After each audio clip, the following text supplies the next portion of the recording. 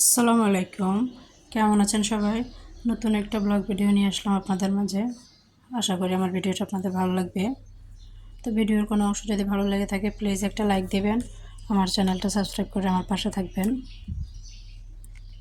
তো আমার এই ভিডিওটা হচ্ছে গতকালকে তো পয়লা বৈশাখ ছিল। তো আমরা প্রায় সময় দেখি যে প্রায় সব সময় পয়লা বৈশাখের দিন দেখা যায় এই সবজিগুলো রান্না করা হয় বাসায়।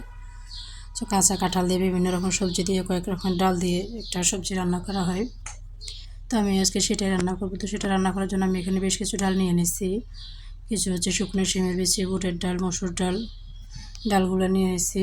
তো ডালগুলোকে এখন আমি একটু পানি দিয়ে ভিজিয়ে রাখবো কিছুক্ষণের জন্য। তার সাথে হচ্ছে যে সবজিগুলো রান্না করব সেই সবজিগুলো দেখিয়ে দিচ্ছি। তো এখানে হচ্ছে পেঁপে, টমেটো, কলা, আনাজি কলা আছে, বাংলা কলা আছে, চিচিঙ্গা, বরবটি, মিষ্টি আলু, ভেন্ডি, প্রায় 11-12 রকমের সবজি নিচ্ছি আমি। আলু, গাজরটা যেহেতু পরিমাণে মিষ্টি হয় তাই একটু করে নিচ্ছি। তো এই সবজিগুলো সবগুলো আমি কেটে ছোটো ছোটো টুকরো করে নিব। আর এই রান্নাটার সবচেয়ে মেইন উপকরণ সেটা হচ্ছে কাঁচা কাঁঠাল। তো এখানে কিছু ডাঁটা শাক নিচ্ছি আমি, আর এখানে একটা কাঁচা কাঁঠাল নিচ্ছি। কাঁচা কাঁঠালটা খুব বেশি বড় না, তবে এটার দামটা কিন্তু অনেক বেশি নিচ্ছে। হয়তো পয়লা বৈশাখ উপলক্ষে সবাই নিতেছে, এই জন্য এটার দামটা একটু বেশি, অন্য সময় হলে আর একটু কম নিত। সবগুলোকে আমি এখন কেটে ধুয়ে নিব। তো আমি মশলাটা কষিয়ে নিচ্ছি। মশলাটা কষিয়ে নেওয়ার পরে হচ্ছে এখানে আমি ডালগুলো মশলার সাথে ভালো করে মিশিয়ে নিয়ে হচ্ছে সবজিগুলো দিয়ে দিচ্ছি। এই সবজিগুলো হতে যেহেতু খুব একটা বেশি সময় লাগে না, তো আমি সবজিগুলোকে ভালো করে ডালের সাথে মশলার সাথে ভালো করে নেড়েচেড়ে মিশিয়ে নিয়ে তারপর হচ্ছে কাঁঠালগুলো দিয়ে দিব। কাঁঠালটাও তেমন একটা সময় লাগে না সিদ্ধ হতে।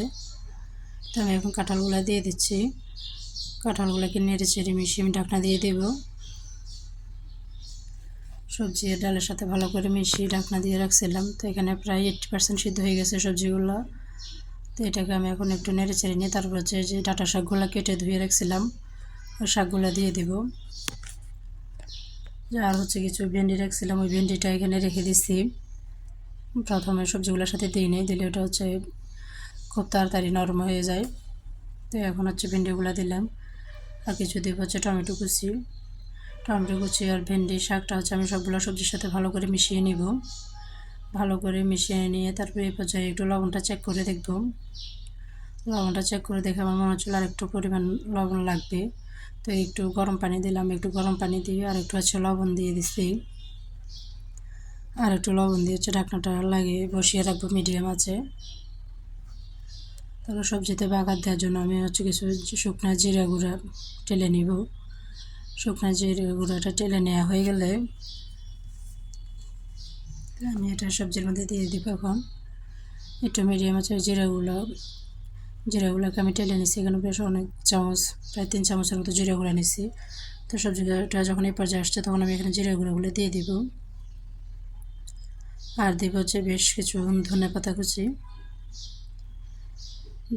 কুচিটা দিয়ে হচ্ছে জিরাটা সহ ভালো করে সবজির সাথে মিশিয়ে নেব। মিশিয়ে নেওয়া হয়ে গেলে তারপর হচ্ছে আমি সবজিতে বাগার দেব। বাগার দেওয়ার জন্য হচ্ছে আমি পাশের চুলায় তেল গরম করে নিচ্ছি। তেল গরম করেছি, সেখানে বেশ কিছু পেঁয়াজ কুচি আর রসুন কুচি দিয়ে ভালো করে ভেজে নিচ্ছি। এটাকে এখন ঢাকনা দিয়ে বসিয়ে দেব একদম মিডিয়াম আছে। পাশের চুলায় হচ্ছে পেঁয়াজ আর রসুনটা ভাজি করে নেওয়া হয়ে গেছে আমার। তো ওটাই এখন আমি এখানে সবজিতে দিয়ে দিব। তো ভিডিওটা এই পর্যায়ে এসে আবারও বলছি, আমার ভিডিওটা যদি কারো ভালো লেগে থাকে প্লিজ একটা লাইক দিবেন, আমার চ্যানেলটা সাবস্ক্রাইব করে আমার পাশে থাকবেন। ভিডিওর কোনো অংশ যদি খুব ভালো লাগে প্লিজ কমেন্ট করে জানাবেন।